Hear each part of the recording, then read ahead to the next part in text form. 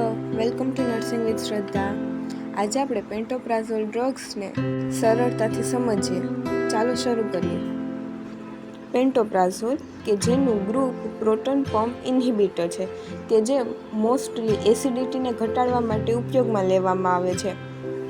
તેને PPI એટલે proton pump ઇન્હિબિટર ગ્રુપની ડ્રગ તરીકે ઓળખવામાં આવે છે. તેનો ઉપયોગ અથવા તેને ઇન્ડિકેશન ગેસ્ટ્રિક અલ્સર એટલે કે પેટમાં જ્યારે ચાંદા પડ્યા હોય, ડિયોડિનલ અલ્સર એટલે કે આંતરડામાં ચાંદા પડ્યા હોય, જીઆરડી ગેસ્ટ્રોઇસોફેજિયલ રિફ્લેક્સ ડિઝીઝ કે જેમાં સ્ટમકનું એસિડ ઇસોફેગસ એટલે કે આપણી અન્નળીમાં આવતું હોય, અને જોર્લિનર એલિસન સિન્ડ્રોમ કે જેમાં બોડીમાં એક્સેસિવ સિક્રેશન ઉત્પન્ન થતું હોય.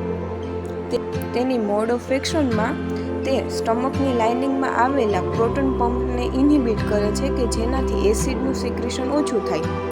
સ્ટમકની લાઇનમાં આવેલા એસિડના પ્રોડક્શન કરતા સેલને તે અફેક્ટ કરે છે અને એસિડનું પ્રોડક્શન ઓછું કરે છે, કે જેનાથી આપણે એસિડિટી ન થાય.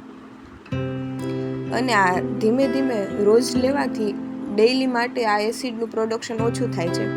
તેનો ડોઝ તેને કેટલી માત્રામાં લેવું જોઈએ તો કે 40 mg વન્સ ડેઇલી, એટલે કે એક ટેબ્લેટ 40 mgની આપણે રોજ લઈ શકીએ અને ડૉક્ટરની સલાહ મુજબ લેવી, પોતાની જાતે આ દવા ન લેવી. તેની આડઅસર એટલે કે તેની side ઇફેક્ટમાં headache, નોઝિયા, vomiting, abdominal pain અને લાંબો સમય સુધી આ દવા લઈએ ત્યારે વિટામિન B12ની ડેફિશિયન્સી થઈ શકે અને બોન વીકનેસ એટલે કે આપણા હાડકાં પણ નબળા પડી શકે છે. તેના કોન્ટ્રાઇન્ડિકેશન કે આ દવાનો ઉપયોગ ક્યારે ન કરવો, હાઇપર સેન્સિટિવિટી ટુ પેન્ટોપ્રાઝોલ, આનાથી એલર્જીક રિએક્શન આવતું હોય તો આ દવા ન લેવી, અને સિવિયર લીવર ડિસીઝ કોઈ પણ લીવરની પ્રોબ્લેમ હોય તો આ દવા આપણે ન લેવી જોઈએ, અવોઇડ કરવી જોઈએ.